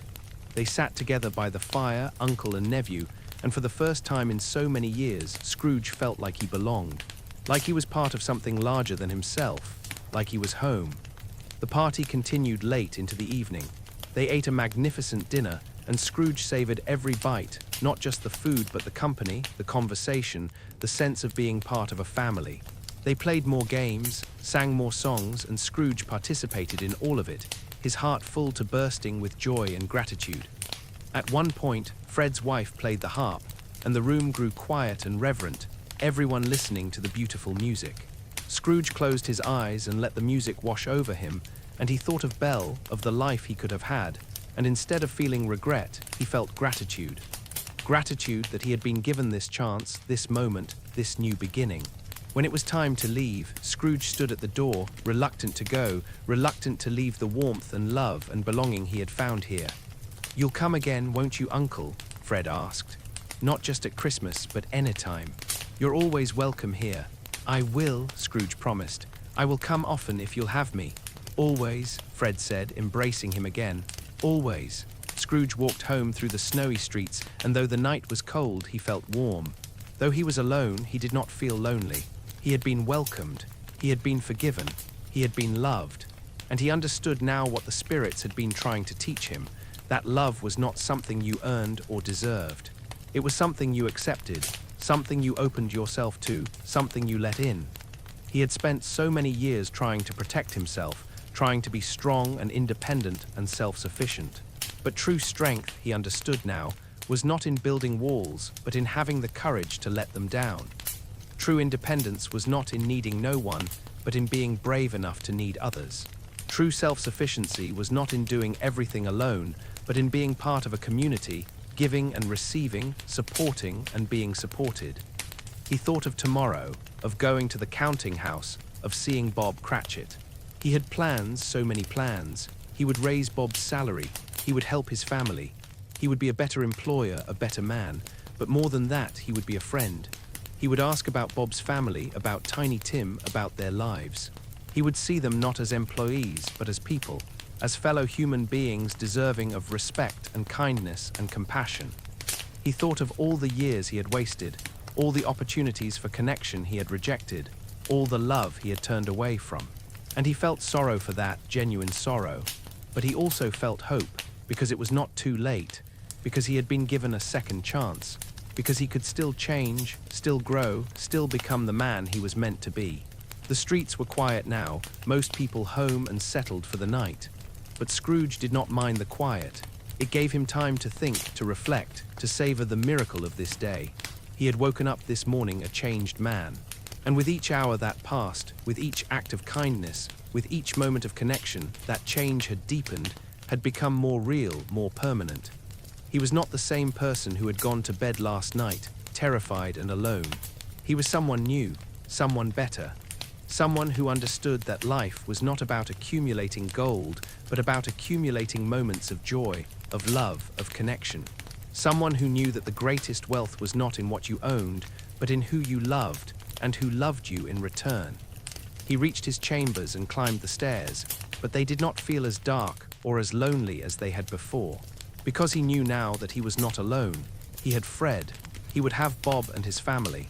He would have the community he had begun to build today, the connections he had begun to forge. He prepared for bed, and as he did, he made a silent promise to the spirits, to Jacob Marley, to himself. He would not forget. He would not go back. He would honor the lessons he had learned, would keep Christmas in his heart all the year long, would live every day with the same joy and generosity and love that he had felt today. He climbed into bed, and for the first time in as long as he could remember, he felt at peace. Truly, deeply at peace. He had been given a gift, and he would spend the rest of his life being worthy of it. The next morning, Scrooge was at the counting house early, very early. He wanted to be there before Bob Cratchit arrived, wanted to be ready for the conversation he had been planning all night. He sat at his desk, but he did not open his ledgers. He did not count his money. He simply sat and waited, his heart full of anticipation and a little nervousness. What would Bob say? How would he react? Would he believe that Scrooge had truly changed, or would he think it was some kind of trick, some new cruelty? Scrooge would have to show him. Words would not be enough. He would have to prove through his actions, through his kindness, through his generosity, that he was a different man. The clock ticked toward 9 and then past it. Bob was late. Scrooge smiled, remembering how he had threatened Bob about being late the day after Christmas. How angry he had been, how petty, how cruel. But today was different. Today he would turn that cruelty into kindness, that anger into grace. Finally, at 18.5 minutes past 9, the door opened, and Bob Cratchit hurried in, his face flushed, his scarf askew, clearly expecting the worst. "You're late," Scrooge said, his voice stern. Bob's face fell. "I am very sorry, sir. I am behind my time." "You are?" Scrooge repeated, standing up from his desk. "Yes, I think you are. Step this way, if you please." Bob approached slowly, his shoulders hunched, bracing himself for the reprimand, perhaps even for dismissal. "It's only once a year, sir," Bob said quietly. "It shall not be repeated. I was making rather merry yesterday, sir. Now, I'll tell you what, my friend," Scrooge said, and his voice was still stern, still serious. I am not going to stand this sort of thing any longer. Bob's face went pale. This was it. He was going to be fired. On the day after Christmas, with a family to feed, with Tiny Tim needing care, he was going to lose his position. And therefore, Scrooge continued, and then his face broke into a wide smile, I am about to raise your salary. Bob stared at him, his mouth open, unable to process what he had just heard. A Merry Christmas, Bob, Scrooge said, clapping him on the shoulder.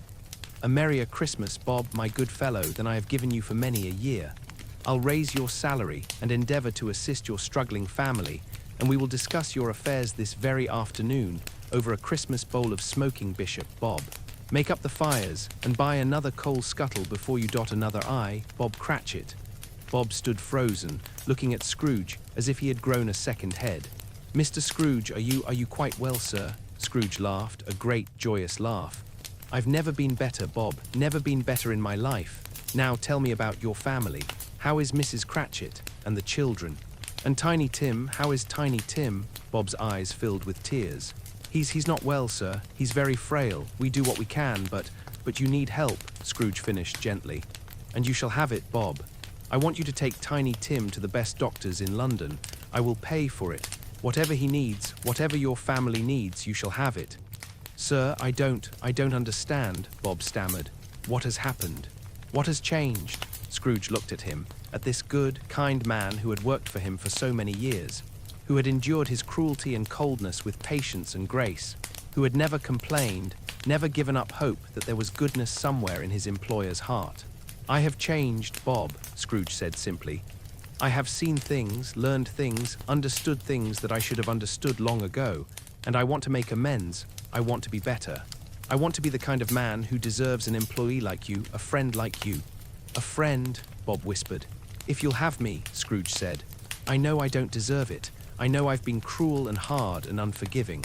But I'm asking you, Bob, to give me a chance, to let me prove that I can be different, that I can be better. Bob looked at him for a long moment, and then, slowly, a smile spread across his face. Of course, Mr. Scrooge. Of course I'll give you a chance. We all deserve a second chance, don't we? We do, Scrooge agreed, his voice thick with emotion. We do indeed. They spent the afternoon together, not as employer and employee, but as friends. Scrooge listened as Bob talked about his family, about Tiny Tim's illness, about his hopes and fears and dreams. And Scrooge shared his own story, carefully, tentatively, about the spirits who had visited him, about the visions he had seen, about the transformation he had undergone. Bob listened with wonder and compassion, and he did not doubt, did not question. He simply accepted, the way he had accepted so much in his life, with grace and faith and hope. I want to be a second father to Tiny Tim, Scrooge said. If you'll allow it, I want to help him, to make sure he has everything he needs to get well, to grow strong, to have a future. Bob's eyes filled with tears again. Mr. Scrooge, you don't know what that means to us, to me, to my family. It means everything to me, Bob, Scrooge said. It means I have a purpose, a reason to be better, a way to make amends for all the years I wasted being cold and cruel. In the days and weeks that followed, Scrooge kept his word. He raised Bob's salary and then raised it again. He sent Tiny Tim to the best doctors, paid for the best treatments, made sure the boy had everything he needed. And slowly, gradually, Tiny Tim began to improve. The color returned to his cheeks. His strength grew.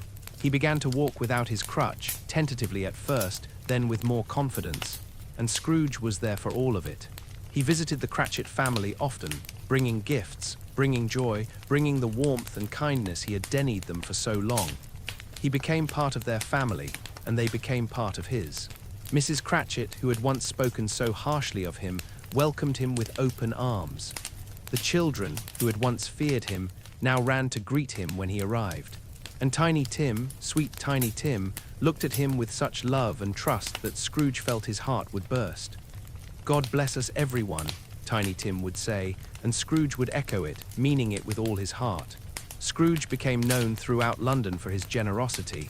He gave to charities, helped the poor, supported those in need. He became a patron of schools and hospitals, a benefactor to widows and orphans. He used his wealth not to accumulate more wealth, but to spread joy and ease suffering and make the world a little bit better.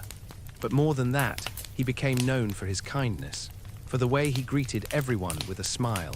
for the way he remembered names and asked about families, for the way he made time for people, listened to their stories, cared about their lives. He was no longer the miser, the bitter old man, the person everyone avoided.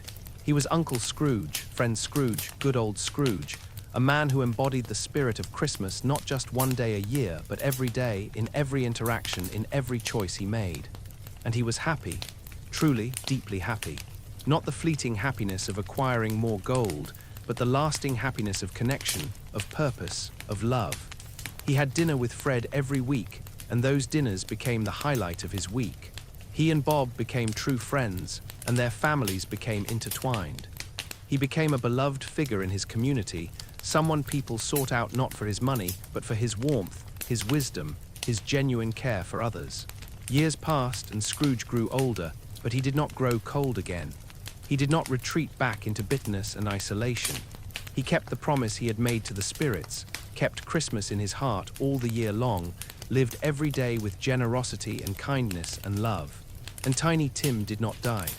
He grew strong and healthy, and he grew up to be a fine young man, kind and compassionate like his father, grateful and joyful like someone who had been given a second chance at life. Scrooge watched him grow with pride and love, and he knew that this was his legacy. Not the gold he had accumulated, not the business he had built, but the lives he had touched, the love he had given and received, the difference he had made in the world. He had been given a gift, that cold Christmas Eve when the spirits had visited him.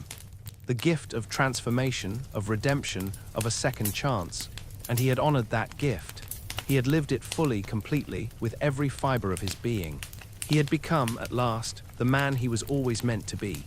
Scrooge became better than his word. That was what people said about him in the years that followed. He became better than his word, better than anyone could have hoped, better than even he himself had imagined possible. It was said that he knew how to keep Christmas well if any man alive possessed the knowledge. And it was true. Not just on December 25th, but every day of the year, Scrooge embodied the spirit of the season. The generosity, the kindness, the warmth, the joy, these were not things he put on for one day and then discarded. They became who he was, woven into the very fabric of his being. In the counting house, everything changed. The single coal that Bob Cratchit had once shivered beside became a roaring fire that warmed the entire office. The dark, gloomy rooms were brightened with lamps and decorations. The atmosphere of fear and coldness was replaced with one of respect and kindness. Scrooge hired more clerks, paid them fairly, treated them with dignity. He gave them time off when they needed it, asked about their families, celebrated their successes.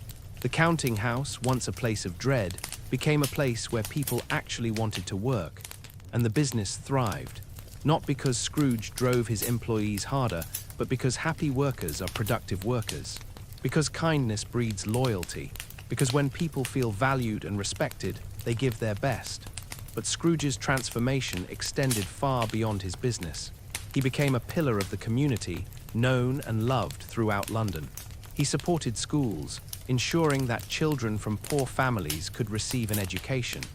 He remembered ignorance and want, those terrible children beneath the spirit's robe, and he was determined to fight against them with every resource he had. He funded hospitals and clinics, making sure that people like Tiny Tim could receive the care they needed regardless of their ability to pay. He established a fund specifically for children with disabilities, ensuring they would have access to the best treatments, the best equipment, the best chance at a full and happy life. He supported orphanages and homes for the elderly. He gave to churches and charities. He helped families in crisis, paying rent when people were about to be evicted, buying food when cupboards were bare, providing coal when the cold threatened to overwhelm. But he did not just give money, he gave himself. He visited the sick in hospitals, bringing not just gifts but companionship, conversation, genuine care. He read to children in orphanages, played games with them, made them laugh. He sat with the elderly in their homes, listening to their stories, honoring their lives, making sure they knew they were not forgotten. He remembered what the ghost of Christmas present had shown him, that everywhere, in every circumstance, people were finding ways to celebrate, to connect, to remember that they were not alone. And he made it his mission to be part of that connection, to be one of the threads that wove the community together. People who had once crossed the street to avoid him now sought him out. Children who had once run from him now ran toward him, calling out Mr. Scrooge, with delight. Shopkeepers who had once served him with cold efficiency now greeted him with warm smiles and genuine affection. He was invited to dinners, to parties, to celebrations, and he went to all of them, bringing joy and laughter wherever he went. He told stories, sang songs, played games with the children, conversed with the adults. He was present, fully present, in a way he had never been before. And with Fred's family, he became the uncle he should have been from the beginning. He attended every family gathering, every birthday, every celebration. He became a beloved figure in their lives, someone the children adored, someone Fred and his wife treasured. When Fred and his wife had children of their own, Scrooge was there for every milestone. First steps, first words, first days of school. He was Uncle Scrooge, the kind uncle, the generous uncle, the uncle who always had time for a story or a game or a word of encouragement. And with the Cratchit family, his transformation was most profound. He did not just help them financially, though he did that generously. He became part of their family in a real and meaningful way. He was there for Sunday dinners, for holidays, for ordinary evenings when there was nothing special happening except the joy of being together. He helped Peter find a good position when he came of age. He made sure Belinda had a proper dowry when she married. He was there for every important moment, and for many unimportant ones too. And Tiny Tim, oh, Tiny Tim, the boy who had been so frail, so close to death, grew strong and healthy under Scrooge's care. The best doctors, the best treatments, the best food, the best of everything. But more than that, he had love. He had Scrooge's genuine affection, his encouragement, his belief in him. Tiny Tim grew up to be a fine young man, kind and compassionate, grateful for the second chance he had been given. He became a doctor himself, wanting to help others the way he had been helped. And Scrooge was there for it all, proud as any father could be. "You saved my life, Mr. Scrooge," Tiny Tim said to him once when he was grown. "No, my boy," Scrooge replied, his eyes shining with tears. "You saved mine." And it was true. Tiny Tim and Bob and Fred and all the people Scrooge had connected with had given him something more valuable than all the gold in the world. They had given him purpose, meaning, love. They had given him a reason to be better, to do better, to live fully and completely. The years passed and Scrooge grew old. His hair turned white, his face grew lined, his step grew slower. But he never grew cold again. He never retreated back into bitterness and isolation. The warmth that had been kindled in him that Christmas Eve never dimmed, never faded, never went out. On Christmas Day, every year, he would gather with Fred's family and the Cratchits, and they would celebrate together. They would remember that first Christmas after the spirit's visit, the Christmas when everything changed. They would tell the story, and the children would listen with wide eyes, and Scrooge would smile and nod and add details they had forgotten. And every year, Tiny Tim would raise his glass and say, "God bless us, everyone." And everyone would echo it, and Scrooge would feel his heart swell with gratitude and love. He had been given a gift, that cold Christmas Eve so many years ago. The gift of seeing himself clearly, of understanding what mattered, of being offered a second chance.